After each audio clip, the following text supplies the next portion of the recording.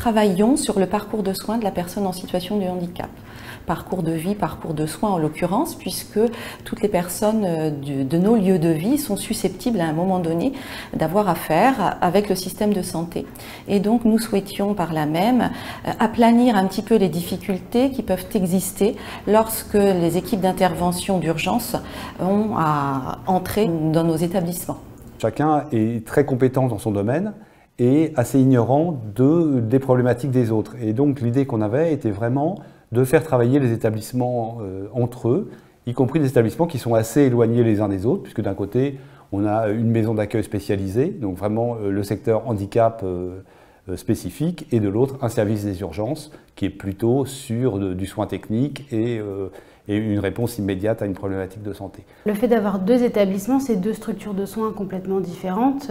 Il y a la Masse de Saint-James avec différents bâtiments, avec du matériel qui est complètement différent aussi, puisque c'est un lieu de vie avec des soins, mais un lieu de vie d'abord, et nous après c'est de la médecine, donc des services plutôt aigus. Le matériel est différent, on se rend compte des difficultés des uns et des autres et des facilités qu'on a nous aussi à avoir le matériel et le personnel à disposition, notamment les médecins quand il y a un souci.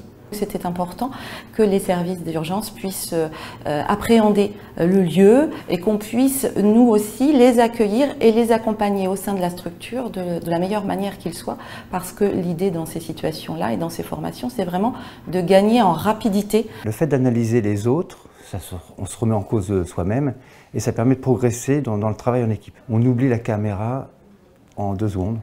On est dans le mannequin, c'est un humain, on joue le jeu sans jouer, quoi. Ce que je peux retirer des enseignements de cette formation, c'est en effet d'apprendre à bien communiquer, à mieux communiquer en équipe. Quand on passe un ordre, que cet ordre soit explicite, simple, précis, qu'il puisse être répété et s'assurer que la personne ait bien compris cet ordre. Depuis la formation, effectivement, les agents ont un autre regard sur l'accueil et l'accompagnement des personnels des urgences.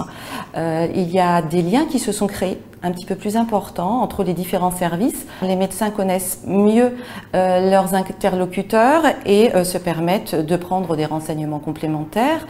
Mais au-delà de cette formation qui a été mise en place, nous avons aussi pu travailler depuis des documents de liaison d'urgence. Nous avons aussi mis en place un sac d'urgence, ce qui n'existait pas auparavant. Même si ce sont des lieux de vie, on a toujours à un moment donné à assurer des soins. Ces formations, là donc c'est la 3e, formation par simulation, nous amènent à monter en compétence aussi dans le domaine de la simulation et à nous donner l'envie de nous autonomiser. On a déjà créé dans l'établissement un laboratoire de simulation qui est utilisé de manière partagée avec l'IFSI qui nous aide beaucoup. Et on commence à former nos professionnels pour être formateurs et spécialistes de la simulation en santé. On aimerait que chaque pôle ou que chaque établissement de proximité puisse proposer un sujet qui lui tient à cœur. Et on a bien l'intention, dès 2021, de commencer à s'autonomiser et être dans une logique de formation par simulation largement.